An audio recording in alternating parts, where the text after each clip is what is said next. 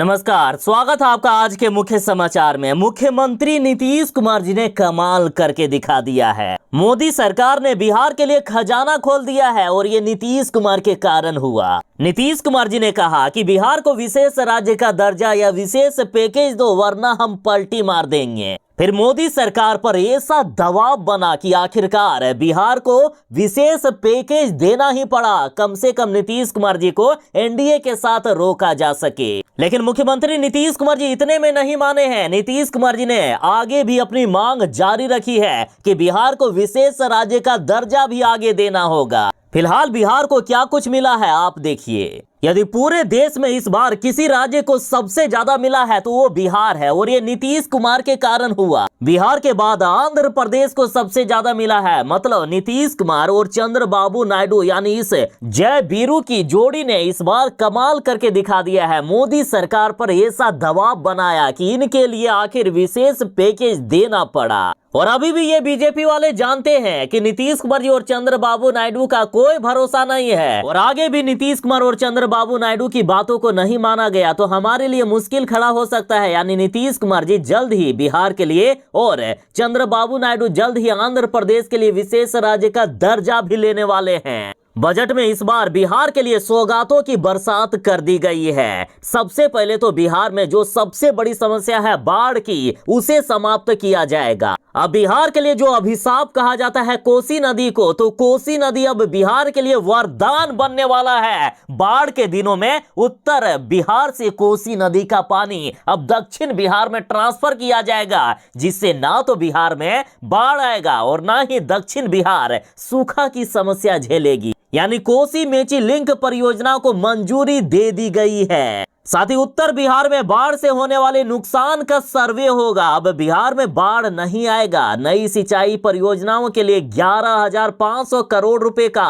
प्रावधान भी कर दिया गया है। बिहार को स्पेशल पैकेज के रूप में अभी फिलहाल 58,900 करोड़ रुपए मिले हैं। और सुनिए, बिहार की सबसे बड़ी समस्या बाढ़ है। नेपाल द्वारा लगातार बिहार में पानी छोड़ा जाता है, जिससे बिहार हर साल डूबता है। लेकिन अब ऐसा नहीं होगा, क्योंकि बिहार में बाढ़ की समस्या जो नेपाल से हमेशा आती है, तो नेपाल से अब भारत सरकार बात करेगी और नेपाल के क्षेत्र में अब बड़े बड़े बांध बनाए जाएंगे, बड़े बड़े डैम बनाए जाएंगे, जिससे बिहार में बाढ़ का पानी नेपाल द्वारा जो आता है वो नहीं आएगा या कम मात्रा में आएगा। और आएगा भी तो बिहार सरकार इसका समुचित उपयोग भी करेगी। उत्तर बिहार में बाढ़ का पानी दक्षिण बिहार में ट्रांसफर कर देगी। बाढ़ नियंत्रण के लिए केंद्रीय बजट में 11,500 करोड़ रुपए बिहार को मिल गए हैं। और सुनिए, बिहार पर केंद्र की मेहरबानी से चौतरफा बढ़ेगी विकास की रफ्तार। साथ ही दक्षिण बिहार पर्यटन और उद्योग के क्षेत्र में अग्रणी बनेगा।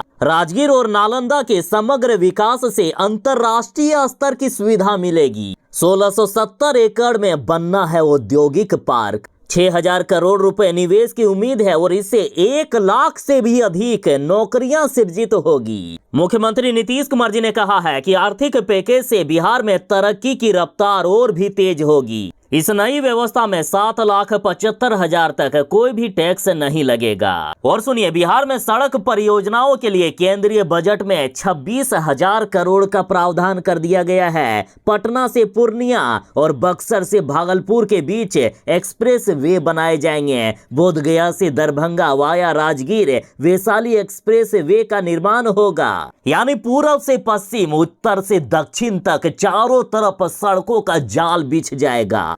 तो वहीं बक्सर में गंगा नदी पर 2 लेन का पुल का निर्माण होगा। गया में इंडस्ट्रियल हब विकसित होगा। बोधगया में महाबोधि कॉरिडोर विकसित होंगे। नालंदा राजगीर में पर्यटन सुविधाओं का विकास होगा। बिहार में कई एयरपोर्ट्स बनेंगे। मेडिकल कॉलेज और स्टेडियम भी स्थापित होंगे। भागलपुर के पीरपेंती में 2400 मेगावाट का पावर प्लांट बनेगा। ऊर्जा क्षेत्र विकसित करने के लिए बिहार को 21,400 करोड़ रुपए की सौगात मिली है। साथ ही इस बार केंद्र सरकार बजट में बेरोजगारों और मध्यम वर्ग वालों के लिए मेहरबान हो गई है। इस बार प्राकृतिक खेती करेंगे 1 करोड़ किसान। और किसानों को अभी जो पीएम किसान सम्मान निधि योजना के तहत 6,000 रुपया सालाना मिलता है, वो राशि अभी जारी रहेगी। किसानों को पीएम किसान सम्मान निधि योजना की राशि मिलती रहेगी। साथ ही सरकार ने फैसला किया है कि इस बार 400 जिलों में खरीफ फसलों का डिजिटल सर्वे होगा। तो वहीं सब्जी उत्पादन को क्लस्टर विकसित होंगे, जमीनों का बनेगा भू आधार।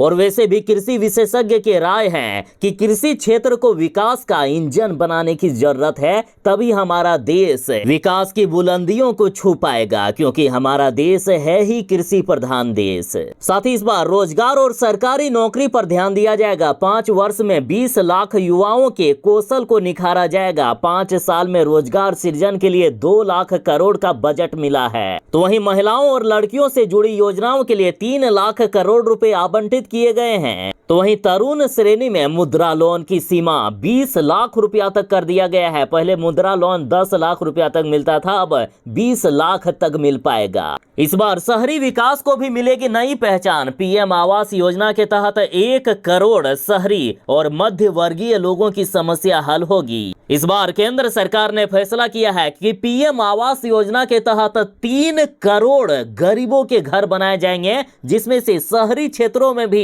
1 करोड़ गरीबों के घर बनेंगे। बाकी ग्रामीण क्षेत्रों में 2 करोड़ पीएम आवास बनाए जाएंगे। साथ ही शहरी क्षेत्रों में यदि महिलाएं संपत्ति खरीदती है तो स्टाम्प ड्यूटी में भी छूट पर जोर दिया गया है। इस बार नवाचार, शोध और विकास को भी नए पंख लग गए हैं। सामान्य शोध के लिए अनुसंधान नेशनल रिसर्च फंड शुरू होगा। अंतरिक्ष क्षेत्र में शोध के लिए 1000 करोड़ और निजी क्षेत्रों में 1 लाख करोड़ रुपए आवंटित कर दिए गए हैं। इस बार देश में कई चीजें सस्ती हो जाएगी, जैसे सोना चांदी सस्ता हो गया है। आयातित मोबाइल यानी आपके जो स्मार्टफोन है वो भी सस्ते हो गए हैं। कैंसर की दवा सस्ती हो गई है। मछली का चारा सस्ता हो गया। सोलर सेल सस्ता हो गया। प्राकृतिक ग्रेफाइट सस्ता हो गया है। तो वहीं कुछ चीजें महंगी भी हुई है, जैसे सोलर ग्लास महंगा हुआ, बड़ी छतरियां महंगी हो गई, रसायन महंगा हो गया, प्लास्टिक का सामान महंगा हो गया, पीवीसी फ्लेक्स महंगे हो गए, टेलीकॉम उपकरण महंगे हो गए। बजट पर प्रधानमंत्री नरेंद्र मोदी जी ने कहा है कि गांव, गरीब, किसान को समृद्धि की राह पर ले जाएगा ये बजट। अमित शाह जी ने कहा है कि इस बार कोई भी बेरोजगार नहीं रहेगा, रोजगार के नए अवसर पैदा होंगे। मुख्यमंत्री नीतीश कुमार जी ने कहा कि आर्थिक पैकेज से बिहार में तरक्की की रफ्तार और भी तेज होगी। बिहार में इस बार पटना पूर्णिया एक्सप्रेस वे को केंद्रीय बजट में मंजूरी मिल गई है। बोधगया, राजगीर, वैशाली, दरभंगा एक्सप्रेस वे भी स्वीकृत कर दिए गए। बक्सर, भागलपुर एक्सप्रेस वे भी बनेगा। तो वहीं गया में विष्णुपद और महाबोधि मंदिर कॉरिडोर का निर्माण होगा। अमृतसर कोलकाता औद्योगिक कॉरिडोर का मुख्यालय गया में बनेगा। राजगीर में सप्तऋषि कॉरिडोर बनेगा। और सुनिए, बाढ़ की समस्या से बिहार को इस बार मुक्ति तो मिलेगी ही, साथ ही एक बड़े क्षेत्र में सिंचाई की भी सुविधा होगी। जो उत्तर बिहार का पानी दक्षिण बिहार में ट्रांसफर किया जाएगा, तो इससे एक बड़े क्षेत्र में सिंचाई की सुविधा मिलेगी। नेपाल सरकार से बातचीत और सर्वे से बाढ़ से राहत का निकाला जाएगा रास्ता। तो ये थी फिलहाल तक की एक बड़ी खबर। बाकी इस बार के केंद्रीय बजट में बिहार को जो मिला है, क्या वो सही है या बिहार को विशेष राज्य का दर्जा भी दिया जाना चाहिए? कमेंट में अपनी राय जरूर ही बताइएगा। साथ ही नीतीश कुमार जी को आगे क्या फैसला लेना चाहिए? उन्हें क्या अभी भी एनडीए के साथ रहना चाहिए या लगातार दबाव बनाते हुए विशेष राज्य की दर्जे की मांग जारी रखनी चाहिए? कमेंट में जरूर ही बताएं। वीडियो अच्छी लगी हो तो वीडियो को लाइक करके ज्यादा से ज्यादा शेयर जरूर कर दीजिएगा। चलिए मिलते हैं बस थोड़ी ही देर में नई खबरों के साथ, नई अपडेट के साथ। तब तक के लिए दीजिए इजाजत। बाय। जय हिंद, भारत माता की जय।